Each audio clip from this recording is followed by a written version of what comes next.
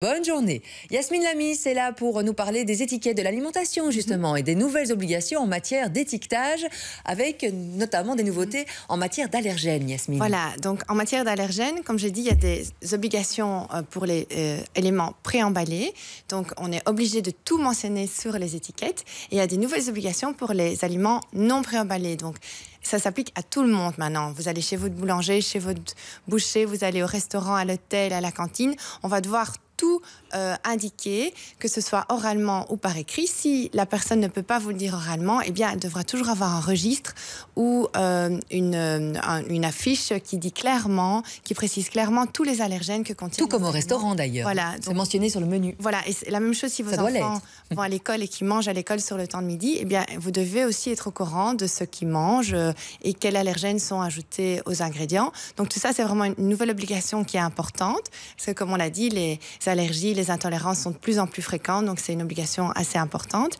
Et alors, il y a d'autres obligations aussi, de nouvelles obligations qui ont été faites pour les produits préemballés. Donc, comme par exemple, la date de durabilité minimale et la date de limite de consommation. Est-ce que vous savez ce que c'est? Il y a une différence. Je le sais, mais je ne le sais plus. Je le savais, mais je ne le sais plus. Oui, il y a une différence entre les deux. Oui. Donc, la première, la date de durabilité minimale, c'est quand vous voyez les étiquettes à consommer de préférence avant. Oui. Donc, est-ce que vous pensez qu'on peut le manger après la date ou pas? Oui. Voilà. Donc, effectivement, ces aliments-là, c'est des produits qui conservent leur goût et leur aspect jusqu'à la date précisée. Mais s'ils sont conservés dans des conditions optimales, eh bien, on peut encore les manger, les utiliser après la date de consommation. Et le deuxième, c'est jusqu'au. Et le deuxième, c'est jusqu'au, tout à fait, Sarah, très bien, 10 sur 10, à consommer jusqu'au. La date limite de consommation, et ça concerne quoi, vous pensez? Les exemples? Les produits frais, non, plutôt? Voilà, les produits qui sont rapidement périssables, comme le yogourt, la viande, le poisson, tous ces produits que vous mettez souvent dans le frigo.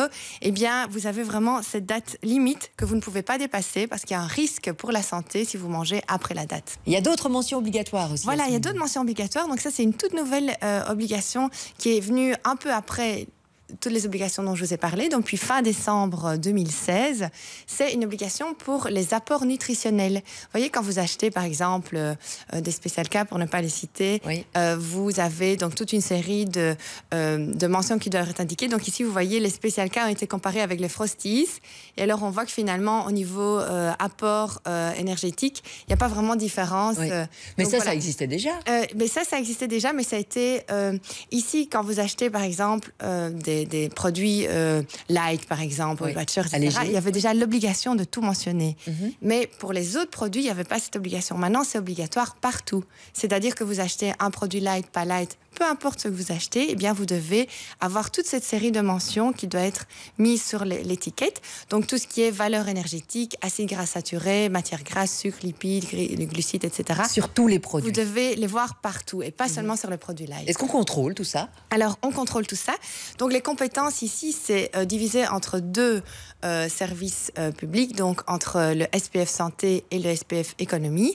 Alors, il y a l'AFSCA, évidemment, qui contrôle tout ça, hein, qui intervient s'il y a des infractions au niveau des étiquetages ou des déclarations aux personnes pour les allergènes, par exemple. Et aussi une autre autorité, la Direction Générale du Contrôle et de la Médiation du SPF Économie, qui contrôle à côté de l'AFSCA.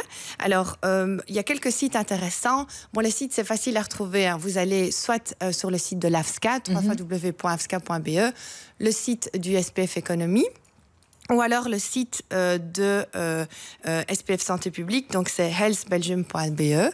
Les trois sites. Et alors, un site qui est toujours intéressant, que vous pouvez retrouver très facilement, c'est le site de Testachat.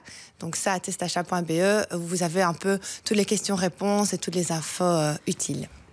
Merci beaucoup, Yasmine. Alors que je parle à la régie comme ça, c'est pas bon pour le dos. C'est pas bon du tout pour le dos. Alors, les gars, on va mettre Dépêche Mode aussi, parce que ça